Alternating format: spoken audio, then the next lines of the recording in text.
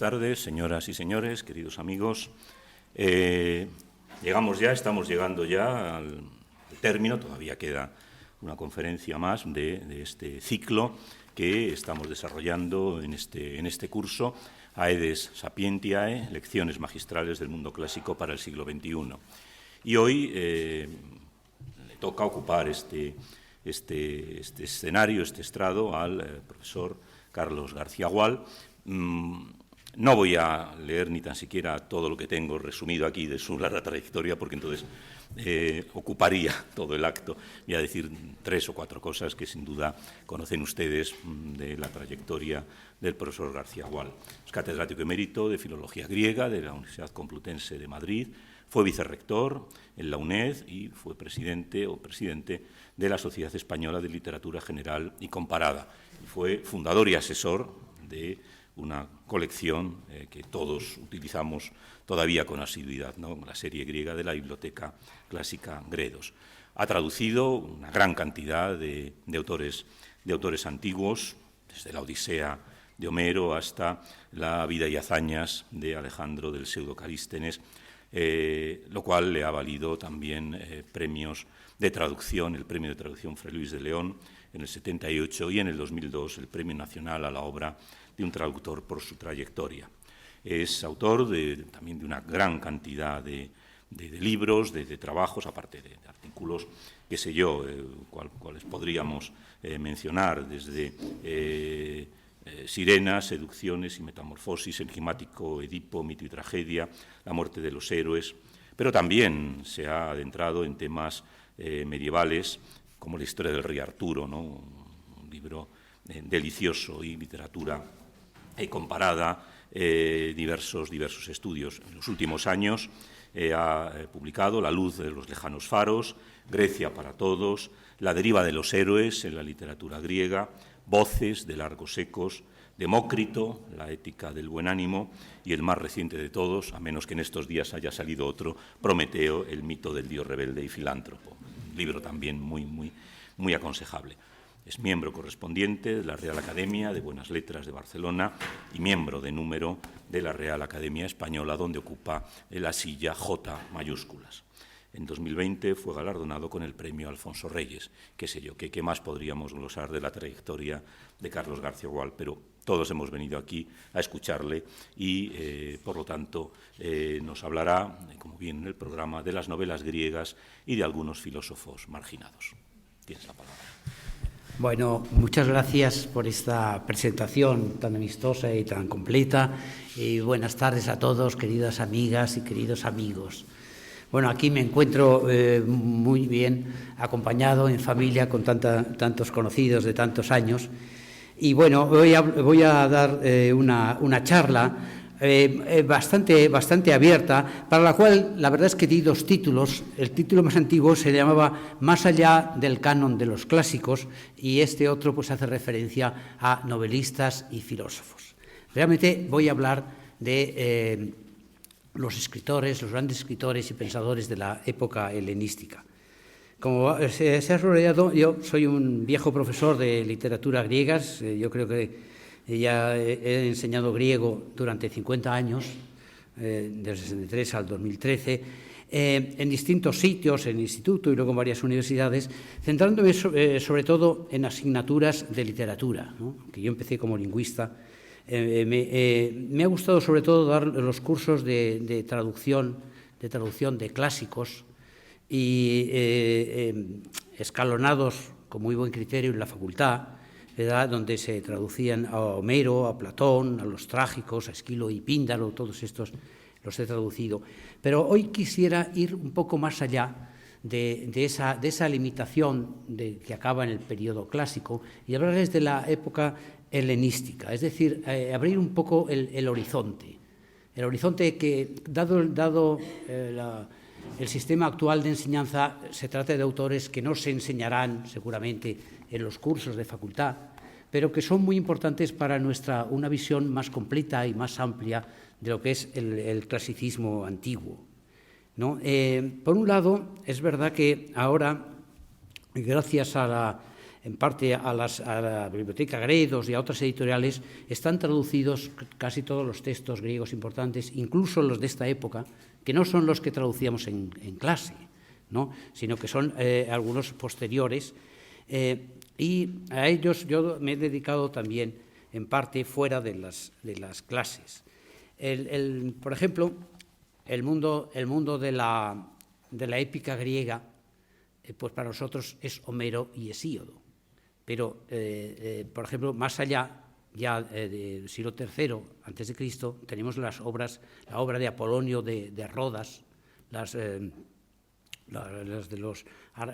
el poema de los argonautas, y tenemos también una serie de poetas menores, pero sin embargo muy importantes. Y también tenemos autores que no se estudiaban en clase, porque la historia de la filosofía para nosotros siempre acababa en Aristóteles, autores que yo he trabajado como son Epicuro, los cínicos, los estoicos, etcétera, que quizá estén más próximos a nuestra sensibilidad incluso que los autores clásicos. Y también voy a hablarles de algo de esos novelistas que ahora ya están muy divulgados y traducidos, pero para los que cursamos estudios hace 40 o 50 años apenas eran mencionados y no estaban ni siquiera en los manuales. Por tanto, se trata de una ampliación de nuestro panorama más allá del canon. Y me centraré en 2 o 3 temas que yo creo que, digamos, hoy día tienen una cierta actualidad y una cierta variación en importancia respecto a lo que se estudiaba en nuestra época. Bueno, pero podríamos quizá empezar por un tema interesante, que entonces apenas se estudiaba, aunque estaba siempre en el fondo de todas las literaturas, que es la mitología griega, ¿no? La mitología griega hoy día está mucho más popularizada que en nuestra época. En tiempos de nuestros estudios, digo hace 40 años, 50, lo que sea, no había ninguna asignatura de mitología griega. Y hoy probablemente lo más difundido en la mayoría de universidades, no solo en la sección de clásicas, son los estudios de mitología, estudios sobre el mito y estudios sobre los personajes míticos. Y en ese sentido hay que recordar que esa es una de las grandes riquezas de la cultura griega. Esa mitología que desemboca y se transmite a través de una gran literatura. Bueno, esto que voy a decir, todos ustedes ya lo saben, ¿no? Simplemente insistir en ello. Los griegos no tuvieron libros sagrados, no tuvieron una Biblia, y la tradición mítica, es decir, yo entiendo por mitos esos relatos que vienen de antiguo sobre dioses y héroes, que de alguna manera tienen un carácter paradigmático y son admitidos por la sociedad como base de una cierta cultura. No son solo religión, sino en el mundo griego fundamentalmente son literatura. Y esa es una de las grandes riquezas del mundo griego, especialmente, ¿no? Porque otras culturas que tienen un libro sagrado, como pasa con los maometanos o pasa con los hebreos, pues tienen unos textos fijos dogmáticos. Los mitos griegos no son dogmáticos, sino que son relatos de alguna manera ejemplares, pero que tienen una especial vitalidad y que a lo largo de los siglos han sido reinterpretados. Esta reinterpretación abierta de los viejos relatos es lo que da al mundo griego de dioses y héroes una especial vivacidad, un atractivo, ¿no? No están secos, no están fijados en los textos, viven en la imaginación colectiva más allá de eso y cobran nuevos matices y nuevos significados a través de las obras literarias. Bueno, esto que digo es de sobra conocido, ¿no? El gran maestro de la religión griega es Homero y también Hesíodo, que no eran sacerdotes ni tenían que ver nada con ninguna iglesia, sino que eran poetas.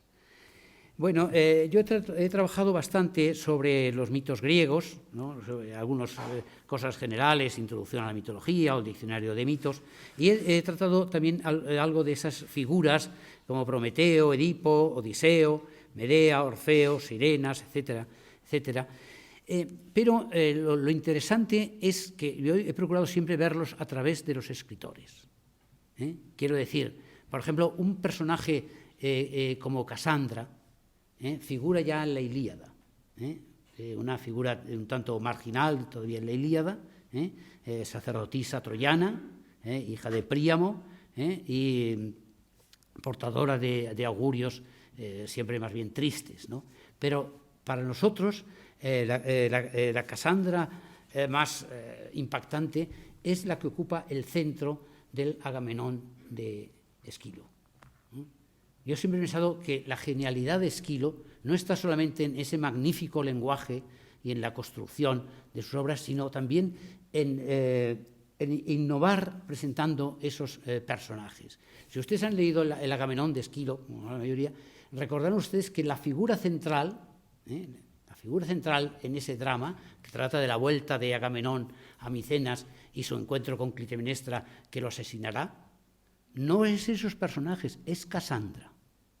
Y es una cosa genial de Esquilo que haya puesto en la escena central de esa magnífica primera pieza de una trilogía, hay esta sacerdotisa.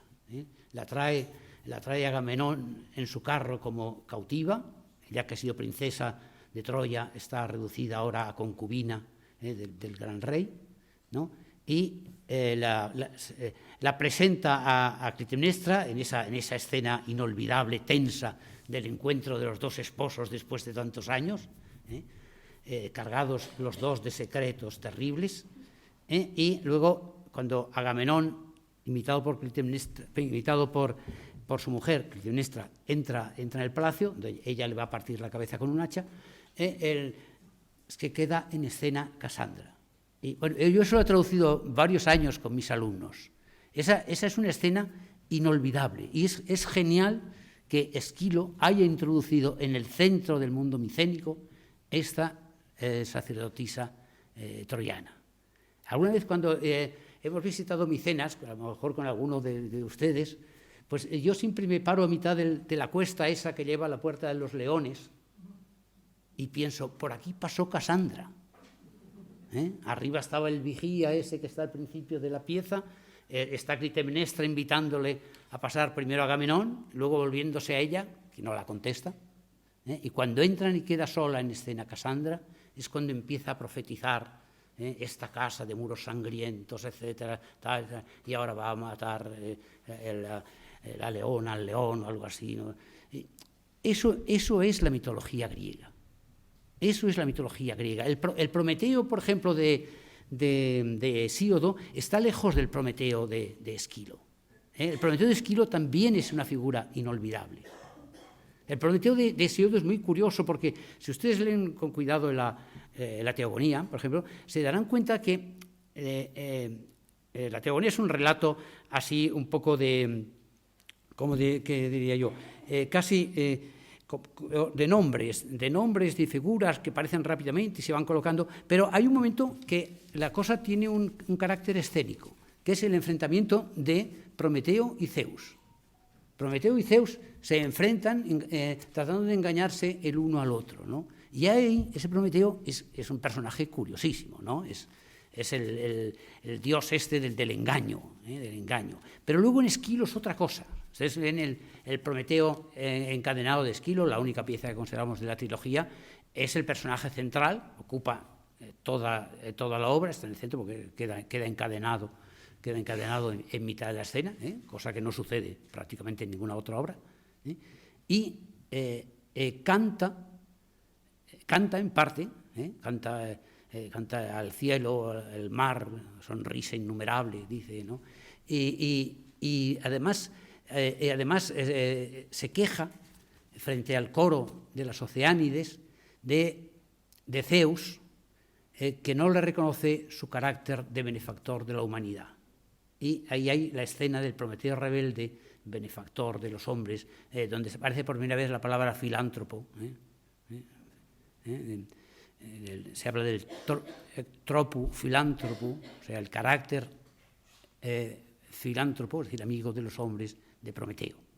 Y también ese Prometeo es un Prometeo nuevo, ¿no? Luego habrá un Prometeo cómico, por ejemplo, en Luciano, pero lo curioso es que una figura como esta se refleja desde distintos ángulos. Y esa es un poco la grandeza también de la mitología griega. Porque lo que digo de Prometeo lo podría decir de otro, lo podría decir Medea, por ejemplo, y es la que facilita que luego en la literatura occidental, a partir del Renacimiento, se hayan escrito obras de teatro y poesías sobre estos dioses griegos, estas figuras griegas, quiero decir, estos héroes y heroínas, sobre todo, dándoles un nuevo perfil. Por ejemplo, bueno, por poner solo un ejemplo, no quiero extenderme mucho, pues se me ocurre la Casandra de Christa Wolf, que es Christa Wolf es una escritora alemana muy conocida, no me acuerdo desde qué años, hacia 1970 probablemente y tal, escribió una Medea y también escribió una Casandra. Y esta Medea, que en la tradición es la asesina de sus hijos, por rencor hacia eso, un personaje terrible, en la Medea de Christa Wolf no asesina a sus hijos, sino que es una víctima del antifeminismo, diríamos. Es una víctima ¿cómo se llama esto?, del odio hacia el extranjero, del temor hacia las mujeres, sobre todo las mujeres sabias. Y todo el drama de Medea se centra en esta figura que es inocente, pero que es la mujer que se ha instalado en un país extranjero y que ha destacado por su inteligencia y su bondad, y eso la condena al destierro y a la huida. Le ha dado la vuelta realmente. Y sin embargo, yo diría que en el personaje mismo de Medea cabía esa posibilidad. Bueno, Aristóteles decía que no estaba bien cambiar mucho los mitos, refiriéndose a lo que podían hacer los trágicos. Pero bueno, los autores modernos lo hacen a veces con una singular elegancia o con una singular fuerza dramática. Algunos lo hacen tontamente, pero la mayoría lo hacen bien, quiero decir. Piensen ustedes cuántos Edipos hay, ¿no?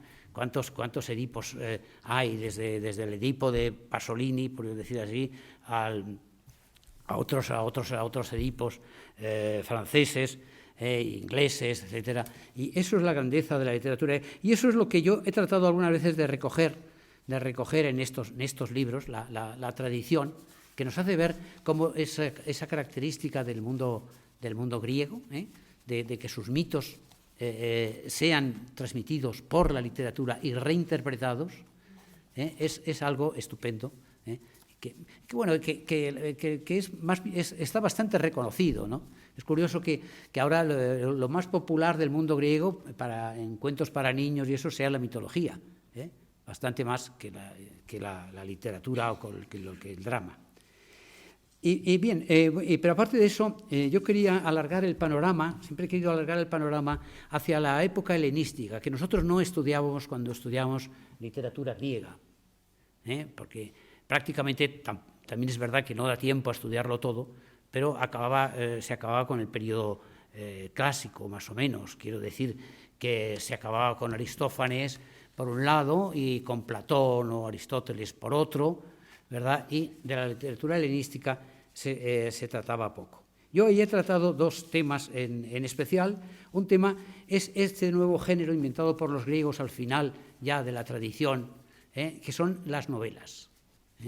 Bueno, cuando yo escribí mi libro sobre, no me acuerdo cómo se llamaba, los orígenes de la novela, en los orígenes de la novela, que fue el año 72, había muy poco escrito sobre novelas. Ahora hay muchos estudiosos de las novelas griegas, que es un género, digamos, de no tanto calado, no de tanta fuerza como literaria como tienen las tragedias o las comedias, ¿no? Pero que es muy interesante porque es el género más moderno inventado por los griegos, ¿no? Entonces conservamos cinco novelas enteras griegas, Quereas y Calírroe de Caritón, las Efesíacas de Jenofonte de Éfeso, Dafnis y Cloe, o bucólicas de Longo, y las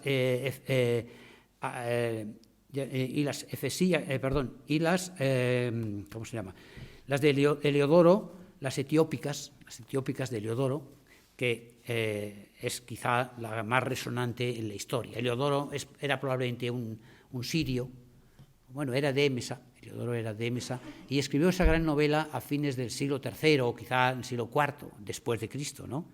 Y ya saben ustedes que fue imitado por Cervantes en Persíles y Sigismunda. Es curioso que Cervantes, viejo ya cuando imita a Heliodoro, él entrega el Persíles unas semanas antes de morir, en 1616, cree que la gran novela suya es el Persíles y Sigismunda, que es una imitación de Heliodoro.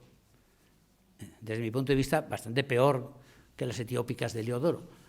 Pero eso indica un poco, qué curioso, ¿no?, que este gran creador de la novela moderna crea que la novela de tipo griego, esa novela de aventuras por países exóticos, porque las etiópicas van desde Delfos hasta Nubia, hasta Etiopía, ¿no? Hay un viaje, los viajes salen mucho en las novelas, pero esta tiene un viaje espectacularmente largo, que es curioso que Cervantes creyera en ello. Y todavía en el siglo XVI y XVII las etiópicas de Heliodoro tuvieron un éxito tremendo. A mí me gustan más las novelas más antiguas, como esta de Querias o Calírroe o Dafnis y Cloe. Dafnis y Cloe se puede leer todavía muy bien, Dafnis y Cloe, ya saben ustedes que es una novela que llaman pastoril, que bueno, en Europa fue muy conocida desde el siglo XVI y XVII. En España, que era un país pacato y católico, no, porque tenía muchos desnudos y muchos dioses, y hasta que la tradujo don Juan Valera en 1880, pues prácticamente no hay menciones de Dafnis y Cloe, que en cambio en el XVI y en la pintura del XVI y XVII se conocía en toda Europa. Y es la historia de esos dos pastorcillos que se enamoran y viven en un mundo pastoril y luego tienen aventuras y al final se casan, descubren esas cosas como en la comedia antigua, que son hijos abandonados de dos familias ricas, y una vez que se han reconocido y hacen la boda y tal, dejan la ciudad y se van a vivir al campo. Esa es quizá la más conocida, pero en Querias y Calírroe hay algunas escenas muy interesantes. Debo decir que todas estas novelas se tradujeron bien por primera vez en la colección de Gredos, y por ejemplo fue Julia Mendoza quien tradujo Querias y Calírroe y las Efesíacas, y Máximo Brioso tradujo Dafnis y Cloe, y Aquilestacio, y Emilio Crespo tradujo a Heliodoro. O sea que esto fue una aportación, eso muestra hasta qué punto, digamos, una parte del mundo griego tardío era poco conocida.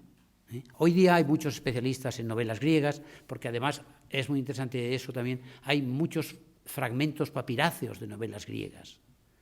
Hay a lo mejor trozos de papiro de unas 20 novelas, lo que quiere decir que el género era bastante conocido. Bueno, y en algún viaje de los que hemos hecho por ahí por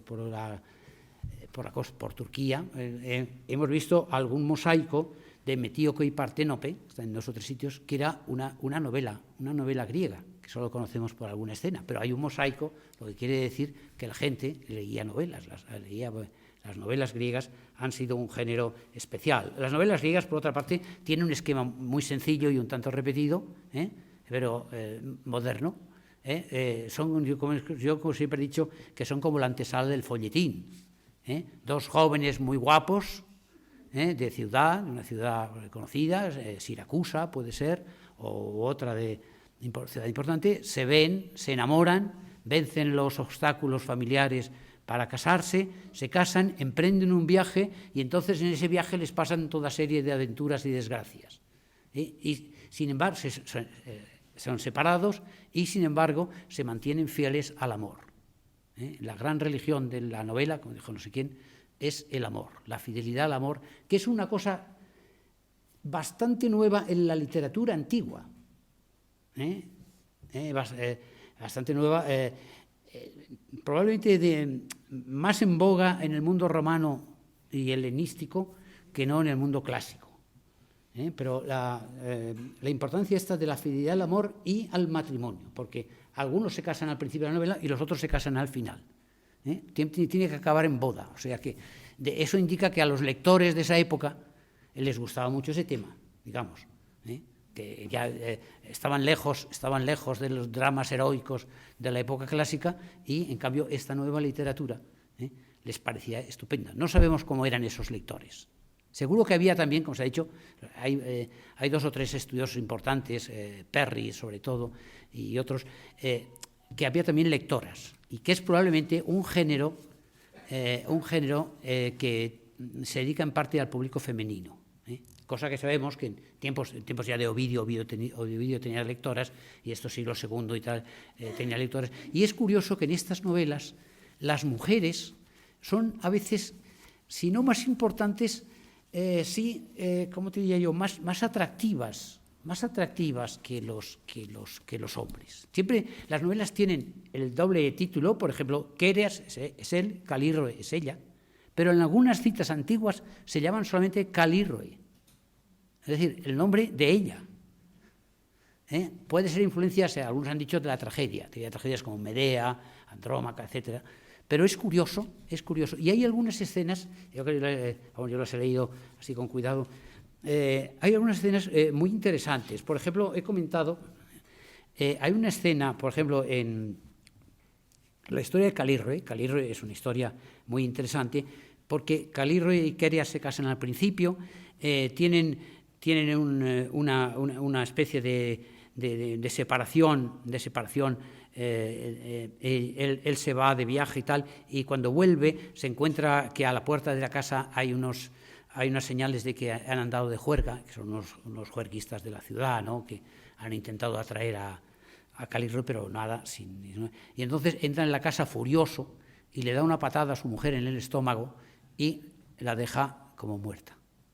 Bueno, esto ahora, digamos, sería objeto de ataques de las feministas, el pobre hombre. Lo hace, digamos, en un acceso de furor. Ella parece muerta, la llevan a enterrar, la entierran en un cenotafio que hay allí en Siracusa, de una buena familia de Siracusa, tienen unas tumbas de esas, y ella por la noche se despierta, porque no estaba muerta del todo, sino que estaba... simplemente tenía un shock, ¿no? Y justamente en ese momento entran en las tumbas unos piratas de tumbas, por eso lo había mucho en el mundo antiguo, en esa época, y iban a robarla, y se la encuentran a ella. Entonces se la llevan, la cogen, la raptan, se la llevan a Asia Menor, a Mileto, a venderla como esclava, la venden como esclava, etcétera, etcétera, y el que la ha comprado, que es un rico que se llama Dionisio, parece que se llama Dionisio, sí, está enamorado de ella y quiere casarse con ella, pero no quiere hacerlo a la fuerza, aunque es su esclava, o sea, es propiedad suya.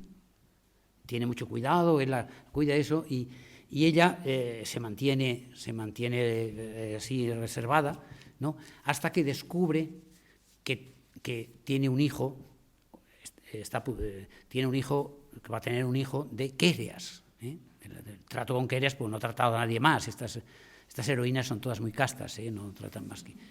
Y entonces se le plantea el problema que qué hacer, porque su dueño, que es un rico ahí de Jonia, que tiene posesiones y eso, que trata con ellas a través de una vieja esclava, de una vieja nodriza y también de otros, le hace regalos y tal, pero ella no quiere saber nada de eso hasta que descubre eso.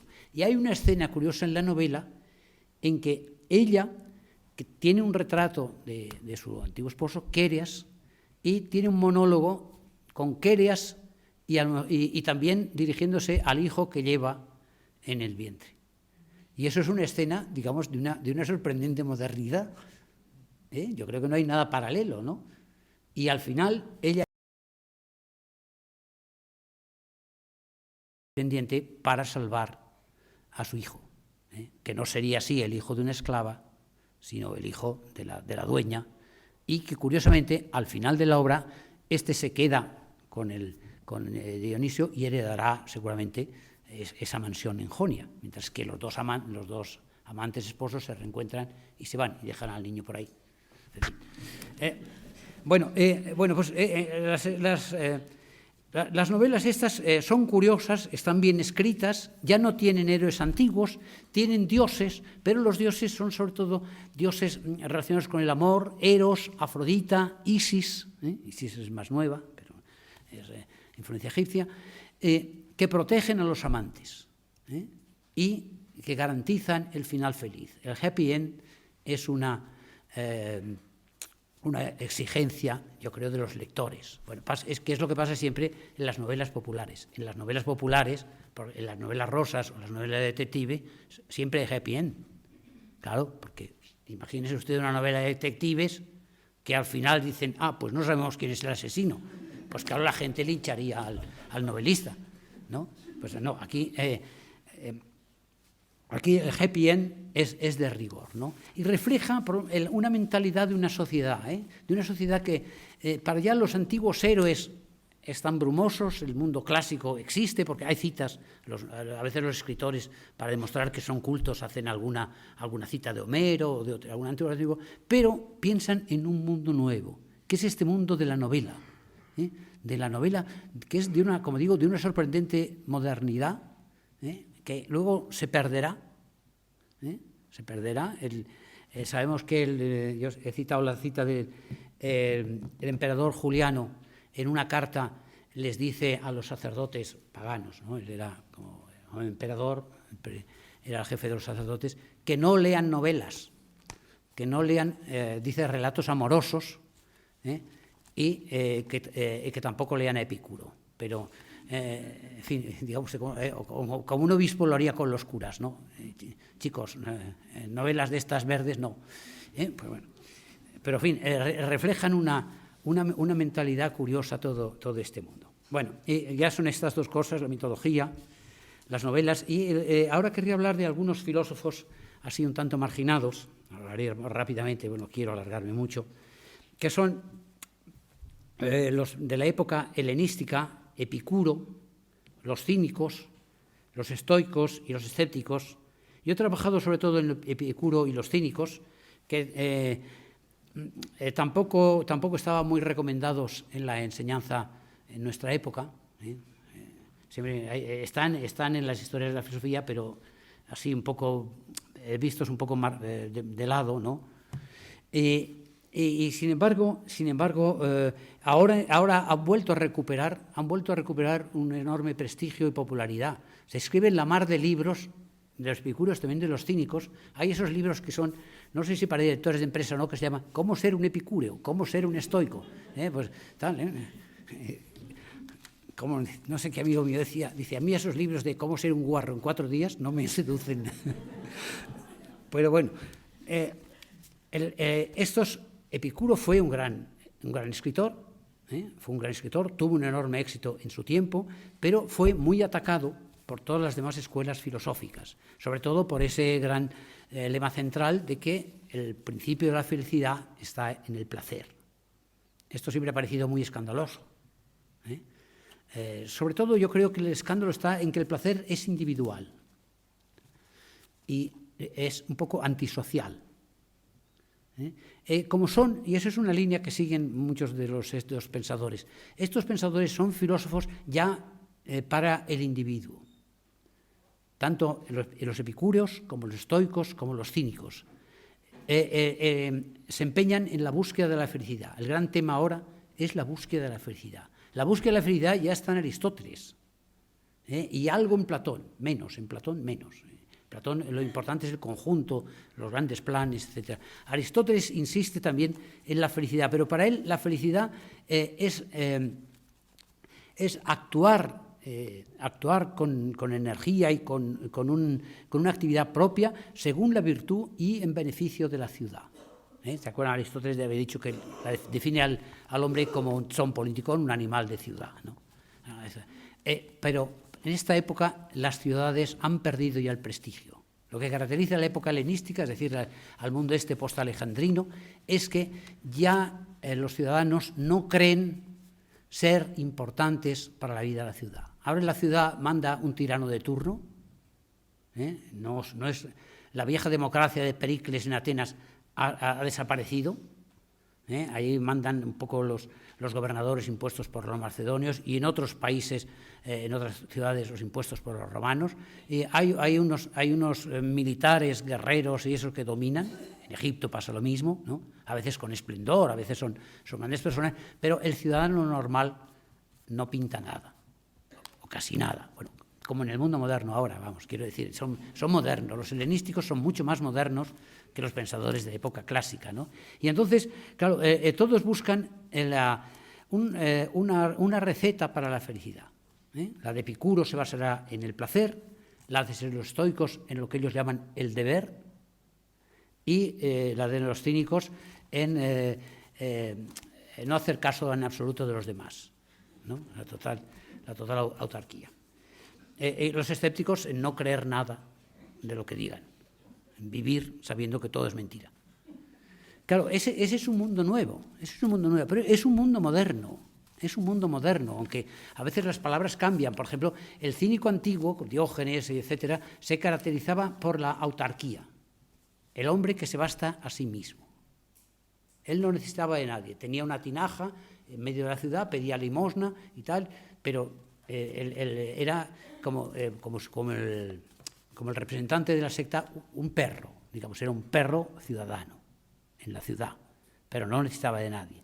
Y, en cambio, los epicúreos también renuncian un poco a la política y se refugian en la amistad. Se refugian en una especie de, como digamos, de centro de estudios familiar, donde lo importante es la filía. Creen más en la filía, es decir, en el amor-amistad, que en la justicia. La justicia no está garantizada, pero el amor-amistad es algo que uno puede encontrar y vivir en ello, ¿no? Y los estoicos tienen otra teoría, que es que eso viene la teoría de la virtud y el deber, porque los estoicos, a diferencia de los otros, creen que el mundo tiene un sentido, que hay un sentido cósmico, que hay un principio cósmico, que es la divinidad, que aunque no sea una divinidad con un nombre concreto, hay un ser divino, algo divino que dirige el mundo, una especie de conciencia cósmica, y hay que cumplir con el deber, porque eso es lo que hace que el mundo sea justo, etc. Eso es lo que, y ahí se diferencian, pero cada uno busca la felicidad y creen que el prototipo de la felicidad es el sabio. Ahora ya no se habla tanto del filósofo, sino del sabio. El ejemplo más clásico es el de Sócrates, que, en fin, ya saben que acabó mal en sus encuentros con la ciudad, pero que aún Sócrates creía en la ciudad. Sócrates muere por la ciudad. Sócrates muere, vulgarmente diríamos, por no hacerle un feo a la ciudad, aunque sabe que la condena es injusta. Ha sido condenado, pero ha sido condenado democráticamente. Ha sido condenado según las leyes. Y él se sacrifica a esa justicia de la ciudad. Eso un filósofo helenístico no lo habría hecho.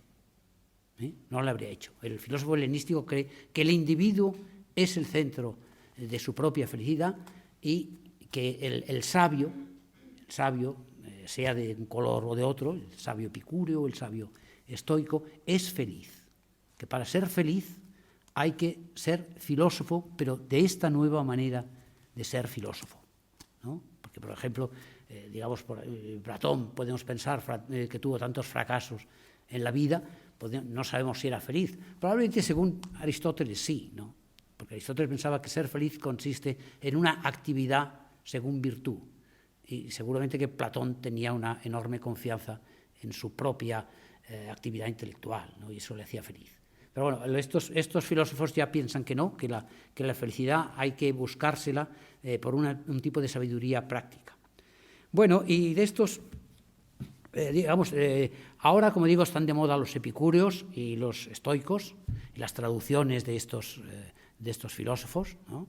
Por ahora de Epicteto hay 4 o 5 y de Marco Aurelio 5 o 6 recientes.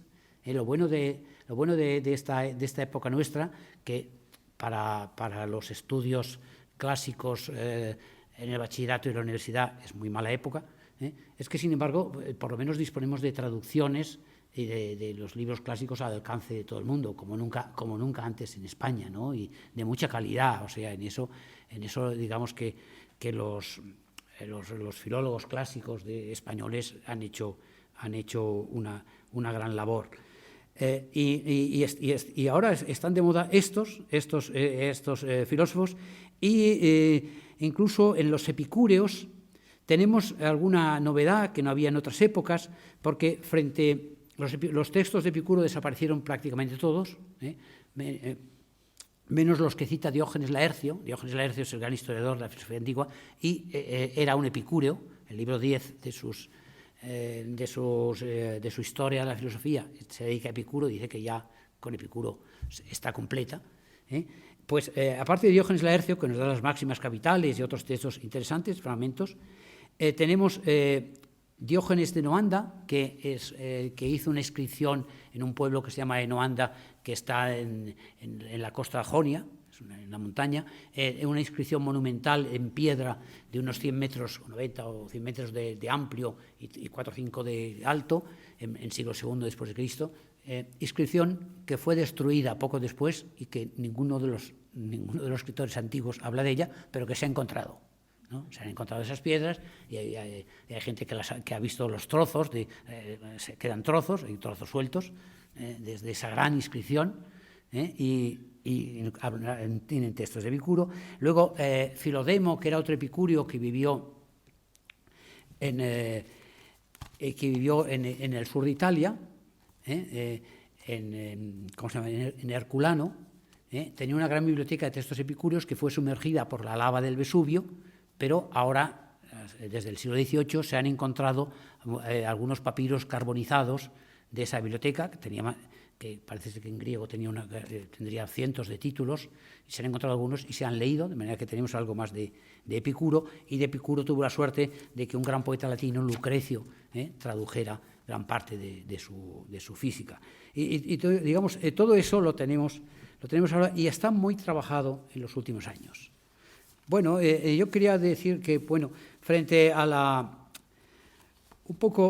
melancolía que da ver los nuevos planes de estudio en lo referente a las lenguas clásicas, podemos quizá situar esto no para los estudiantes en la carrera, sino para los que ya han cruzado los umbrales esos pedagógicos, que tenemos mucho de la literatura helenística. Y la literatura helenística, la filosofía helenística, la poesía helenística y las novelas son un mundo muy atractivo, muy cercano a nosotros, quizá más que algunos textos clásicos, digamos, sin llegar nunca a la gran profundidad de los grandes, ¿no? A los grandes del canon, ¿no? Pero aparte del canon, estos escritores de Crisállo que no entraron en el canon siguen teniendo un enorme atractivo y podemos hablar con ellos de cuando en cuando. Gracias.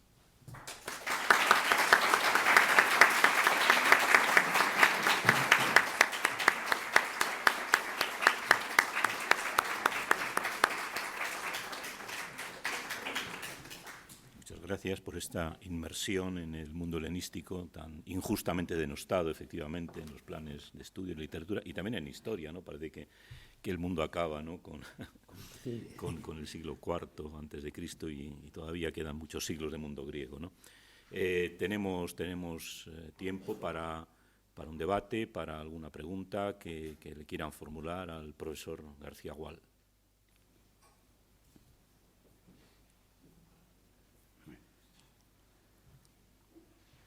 ¿Quién se anima? Yo me puedo animar. Lo primero que quería es dar las gracias por esta conferencia, que en realidad yo creo que han sido tres, sobre filosofía, sobre la novela, sobre los filósofos de esta filosofía un poco marginal y que has puesto con la calidad habitual de siempre. Te lo agradezco profundamente.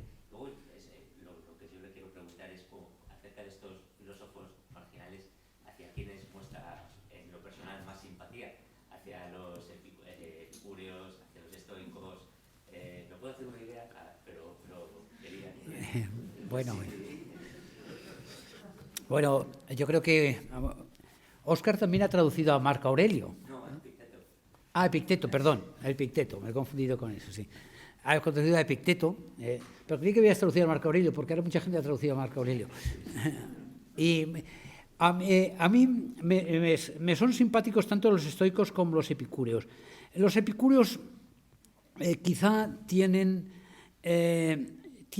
un cierto frescor que no tienen los estoicos. Los estoicos han dado grandes escritores. Por ejemplo, yo creo que Séneca, por ejemplo, es un escritor magnífico. En cambio, como pensador está bien. Marco Aurelio es impresionante por su doble condición de político, de emperador y filósofo, y también lo que escribe, ahora está muy de moda Marco Aurelio, ¿verdad? Y Epicteto también es un gran estilista, ¿no? Aunque esos son apuntes de sus alumnos, pero me es más simpático Epicuro, y la vida en el jardín. El jardín, ya saben que la escuela Epicuro se llamaba El Jardín, y estaba compuesta de amigos de Epicuro.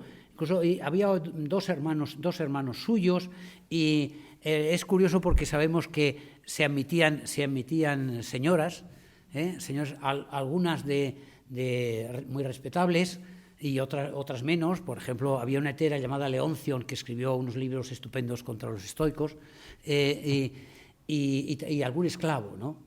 Y esa vida en el jardín debía estar bien, debía estar bien en medio de una ciudad que en parte sería hostil, en parte no, porque los que conocían a Epicuro y la gente, pero en parte yo siempre pienso lo que pensarían algunas personas de la ciudad así más respetables, de un sitio, una escuela que admitía mujeres y algunas de mala fama y esclavos, y que decía que lo principal era el placer.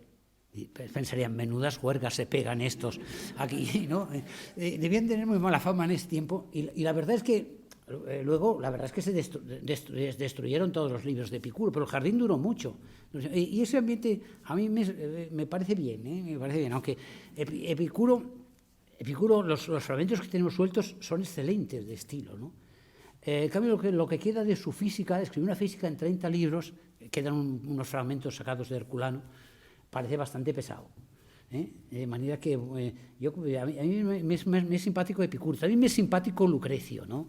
Lucrecio es muy curioso porque Lucrecio es un gran poeta muy exaltado, ¿no? Y sobre todo cuando habla de la pasión, del amor y tal. Bueno, la pasión erótica estaba prohibida por los epicúreos. Los epicúreos decían que había que escapar del eros. El sabio, dice Diógenes Laercio, no se enamorará nunca. O sea, está bien tener relaciones, hay otro fragmento que dice, está bien tener relaciones sexuales siempre que no le compliquen a uno la vida. Yo en esa línea me parece demasiado moderado, digamos, esto, ¿no? Pero sí, pero tuvo la suerte de tener como admiradores a grandes poetas, a Filodemo, que era un gran poeta de otro estilo. De Filodemo tenemos el Epicúreo, la biblioteca se quemó, fue sumergida por la lava, pero muchos de los poemas están en la antología palatina. Y está muy bien, hablan de los amigos que se van a dar un banquete con 4 verduras que tienen y un poco de vino, de esas cosas, y también, en fin, de sus hoy diríamos sus ligues eróticos, y a veces son poemas que están bastante bien, los de Filodemo, ¿no? De alguna señora que fue su amante, que ya es mayor, y él intenta consolarla, pero en fin. Bueno, a mí en ese sentido es también. Ahora, reconozco que los estoicos tenían muy buen estilo para crear máximas, sobre todo Séneca, ¿no? Séneca, ya saben ustedes que era multimillonario y tenía esclavos a montones y tal, y en cambio habla de la vida reposada, breve, sencilla y tal y cual, que escribiría entre cuenta y cuenta. ¿Alguna pregunta más? No sé si...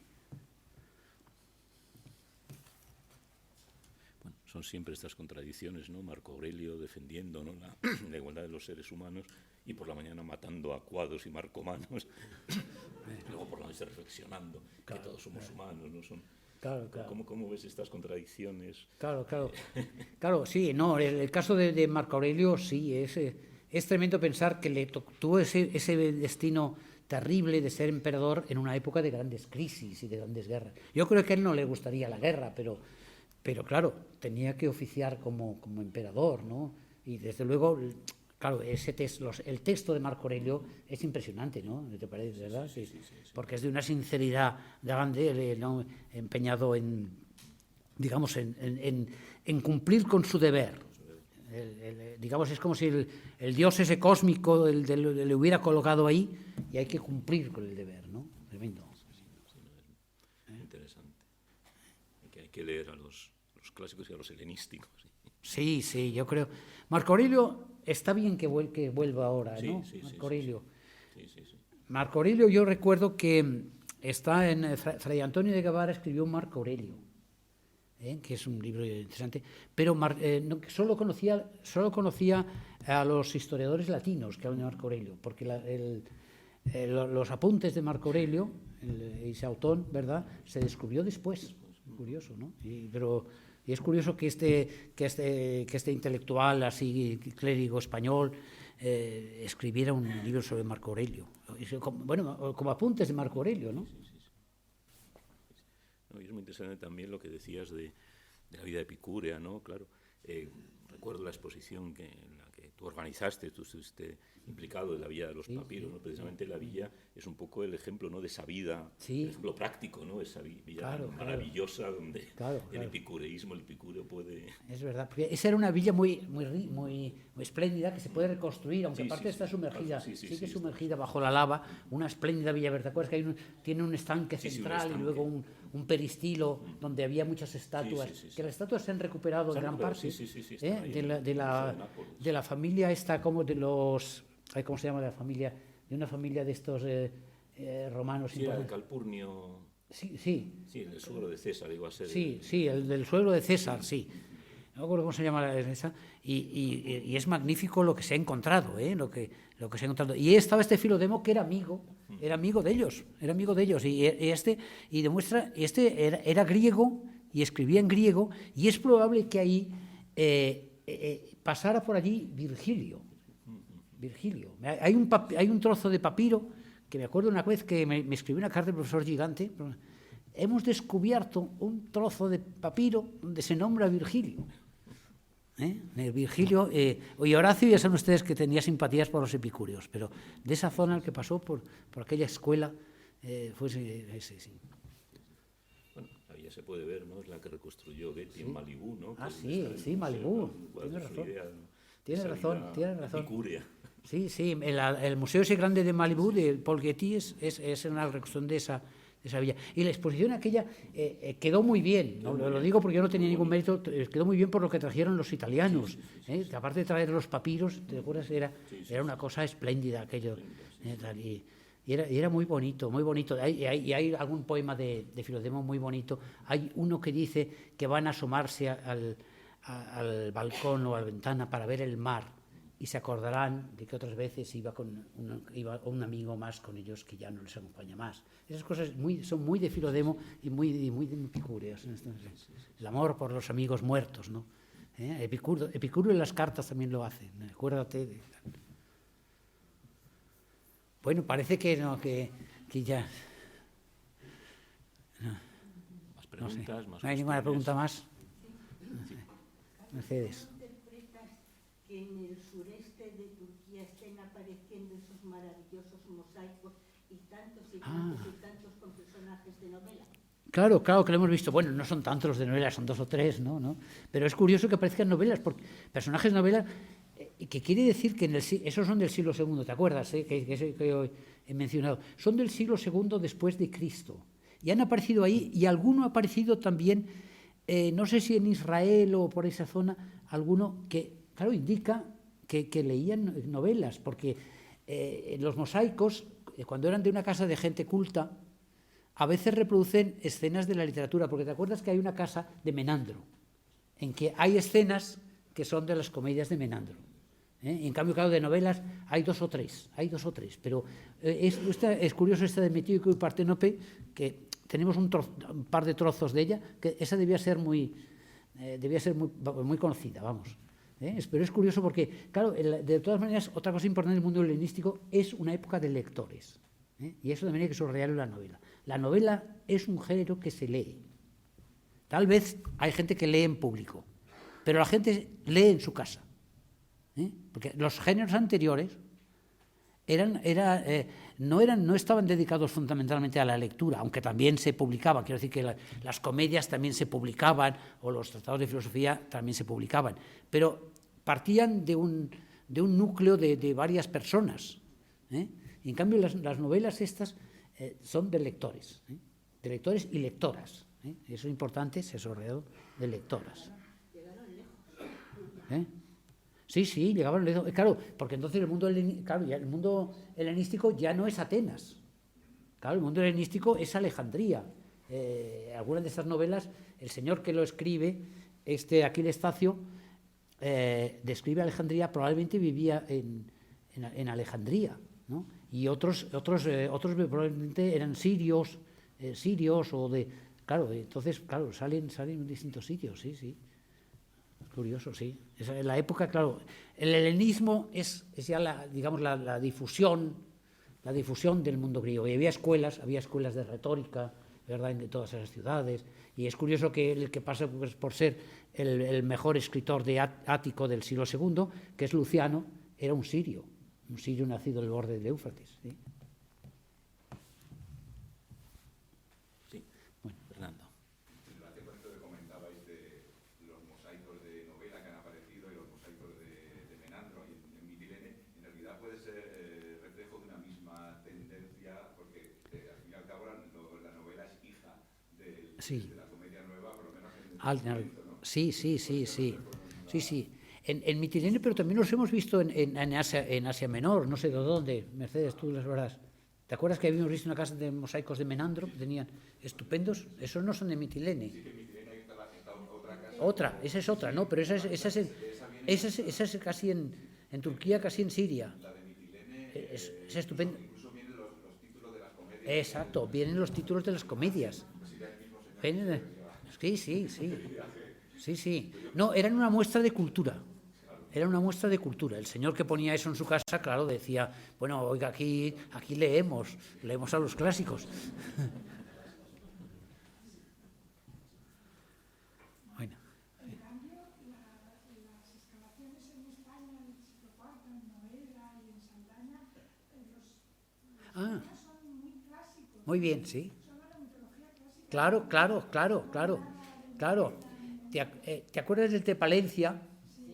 Que es Aquiles en Estiros, que es una imagen que sale en varios sitios, pero claro, que no se remonta tanto a ningún texto clásico, digamos, a ningún episodio. El episodio en Estiros no lo cuenta ningún gran poeta, ¿no?, sino que seguramente está sacado de textos tardíos o algo así. Porque claro, está en varios sitios, ¿no? Eso. Sí, también. Fíjate, en todo el imperio, eso de esta escena de él disfrazado de mujer, el gineceo y de Ulises, era una de las escenas más famosas, pero Homero no la cuenta.